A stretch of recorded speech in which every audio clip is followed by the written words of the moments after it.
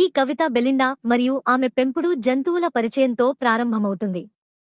Belinda ఒక చిన్న అమ్మాయి మరియు ఆమె పెంపుడు జంతువులు మరియు ఒక బండితో తన చిన్న ఇంట్లో నివసిస్తుంది.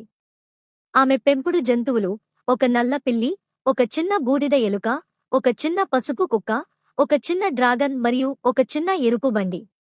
బెలిండా తన చిన్న నల్ల పిల్లికి ఇంక్ అని, ఆమె చిన్న బూడిద ఎలుకకు బ్లింక్ అని పేరు పెట్టింది. చిన్న పసుపు కుక్క ఆవాలు వలె పదునైనది. డ్రాగన్ పిరికివాడు మరియు కస్టర్డ్ అని పేరు పెట్టబడింది. డ్రాగన్ చాలా భయపడుతున్నందున పిరికివాడిగా చూపబడింది. కస్టర్డ్ యొక్క భౌతిక వివరణ ఇక్కడ ఈ చరణంలో ఇవ్వబడింది. అతనికి పెద్ద పదునైన దంతాలు మరియు ముళ్ళు ఉన్నాయి మరియు కింద పొలుసులు ఉన్నాయి. అతని నోరు పొయ్యి లాంటిది మరియు ముక్కు చిమ్నీ లాంటిది. డ్రాగన్ అగ్నిని ఉమ్మివేస్తుంది. ఇది అతని నోటిని పొయ్యిలా చేస్తుంది మరియు ముక్కును చిమ్నీలా చేస్తుంది.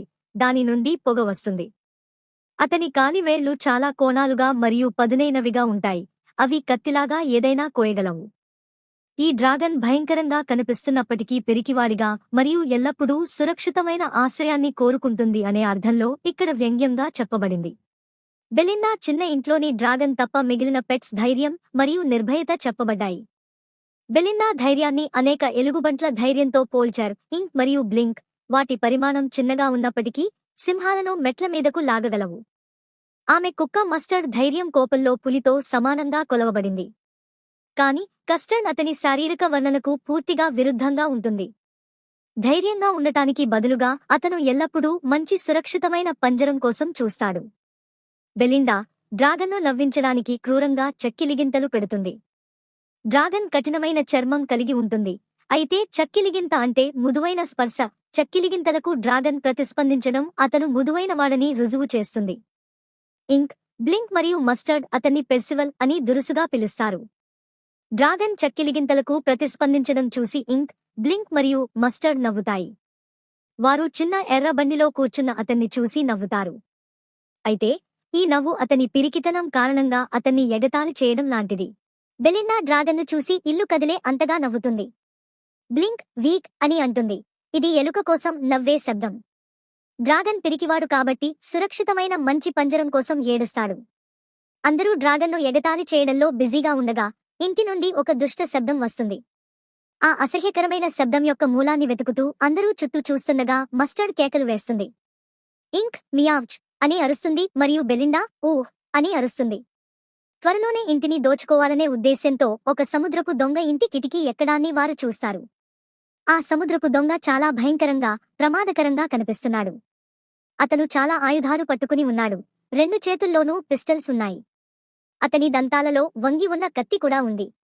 అతనికి నల్లటి గడ్డం ఉంది మరియు అతని ఒక కాలు చెక్కతో చేయబడింది.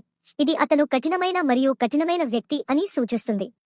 అతను ఏదో యుద్ధంలో లేదా పోరాటంలో తన కాలును కోల్పోయి ఉండాలి. సముద్రపు దొంగ అంటే హాని అని స్పష్టంగా తెలుస్తుంది. అందరికీ ప్రమాదాన్ని సూచిస్తుంది. బెలిండా సముద్రపు దొంగను చూసి చాలా భయపడి భయంతో పాలిపోయి సహాయం కోసం కేకలు వేస్తుంది. ఆమె ధైర్యవంతులైన పెంపుడు జంతువులన్నీ అక్కడి నుండి పారిపోతాయి. మస్టర్డ్ భయంతో కేకలు వేస్తూ పారిపోతుంది మరియు ఇంక్ ఇంటి దిగువన దాక్కుంటుంది. చిన్న ఎలుక తన ఎలుక రంధ్రంలో అదృశ్యమవుతుంది. బెలిండాను ఒంటరిగా సముద్రపు దొంగకు వదిలేస్తారు. వారి ధైర్యం బెలిండాకు ఎటువంటి ప్రయోజనం కలిగించదు. పెంపుడు జంతువులన్నీ అక్కడి నుండి అదృశ్యమైనప్పుడు డ్రాగన్ దూకి పైరేట్ పైకి ఇంజిన్ లాగా ముక్కు ద్వారా పెద్ద శబ్దం చేస్తుంది. బెలిండాను కాపాడటానికి అతను సముద్రపు దొంగను భయపెట్టడానికి అలా చేస్తాడు. అతను తన తోకను కదిలించడం ప్రారంభించి చప్పుడు చేస్తూ క్లాక్ చప్ చేసే శబ్దం చేస్తాడు. అది ఇనుములాగా ఉంటుంది మరియు చెరసాలలోని జైలు గోడలపై కొట్టినట్లు చేస్తుంది. ఈ భయంకరమైన శబ్దాలన్నింటితో డ్రాగన్ సముద్రపు దొంగ వద్దకు వెళుతుంది, ఒక రాబిన్ పురుగును తినడానికి వెళ్ళినట్లుగా. డ్రాగన్ ప్రమాదకరమైన శబ్దాలతో సముద్రపు దొంగను షాక్కు గురిచేసి అతని వైపు భయంకరంగా చూస్తుంది. సముద్రపు దొంగ అతని వైపు చూస్తూ బలాన్ని కూడగట్టుకోవడానికి తన జేబు ఫ్లాస్క్ నుండి కొంత వైన్ తాగుతాడు. అతను 2 షాట్లు వేస్తాడు కాని అవి ఏమీ డ్రాగన్కు తగలవు. కస్టర్డ్ డ్రాగన్కు దెబ్బలు తగలలేదు. అతను నిశ్చలంగా ఉండి అతని జాడ లేకుండా మొత్తం సముద్రపు దొంగను మింగేస్తాడు.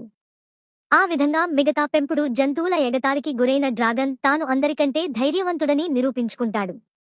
డ్రాగన్ సముద్రపు దొంగను తిన్న తర్వాత ఆనందం యొక్క వాతావరణం ఉంటుంది. అందరినీ కాపాడినందుకు కృతజ్ఞతలు తెలియజేయడానికి బెలిండా అతన్ని కౌగిలించుకుంటుంది. కుక్కలు కృతజ్ఞత చూపించే పద్ధతి ప్రకారం మస్టర్డ్ అతన్ని నాకుతుంది.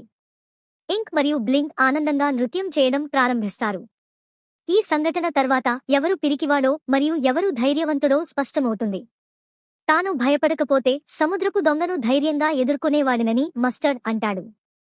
ఇంక్ మరియు బ్లింక్ కూడా డ్రాగన్ కంటే 3 రెట్లు ధైర్యంగా ఉన్నామని చెప్పారు. కస్టర్డ్ సముద్రపు దొంగను మింగడంలో ఇంత ధైర్యంగా వ్యవహరించాడని వారు నమ్మలేకపోతున్నారు. ఆ విధంగా వారు సాకుల మీద సాకులు చెప్పడం ప్రారంభిస్తారు. డ్రాగన్ తాను అత్యంత పిరికివాడినని మరియు అందరూ అతని కంటే ధైర్యవంతులు అని అంగీకరిస్తుంది. The tale of custard the dragon అనేది ఒక సాధారణ బల్లాడ్. అయినప్పటికీ ఇది బలమైన సందేశాన్ని ఇస్తుంది. మనం ఎప్పుడూ స్వీయ ఫిర్యాదు చేసుకోకూడదు. ఆత్మగౌరవం యొక్క ప్రాముఖ్యతను మనం విస్మరించకూడదు. కస్టర్డ్ ఎల్లప్పుడూ సురక్షితమైన పంజరం కోసం వెతుకుతూ ఉంటాడు. అతను తన శారీరక బలం తెలుసుకోలేక నిరంతరం భయపడుతూ ఉంటాడు. కాబట్టి ఒకరు తన గురించి తక్కువ అభిప్రాయం కలిగి ఉండకూడదు. రెండవది, ధైర్యం అనేది సందర్భోచితమైనవి మరియు ఆకస్మికమైనవి. కస్టర్డ్ తన ధైర్యాన్ని గురించి గొప్పగా చెప్పుకోడు. కానీ పరిస్థితి తలెత్తినప్పుడు అతను మాత్రమే భయంకరమైన సముద్రపు దొంగను మింగేస్తాడు. నైతికంగా తప్పు మరియు చట్టవిరుద్ధమైన పరిస్థితుల నుండి ప్రమాదం ఎదురయ్యే పరిస్థితుల్లో దూరంగా ఉండకుండా ధైర్యాన్ని ప్రదర్శించాలి. కస్టర్డ్ బలహీనులచే ఎగతాళి చేయబడేవాడు. ఎవరి బలం ఎంత ఉందో సమయం, సందర్భం వచ్చినప్పుడు తెలుస్తుంది. కాబట్టి ఎప్పుడూ ఇతరులను ఎగతాళి చేయకూడదు.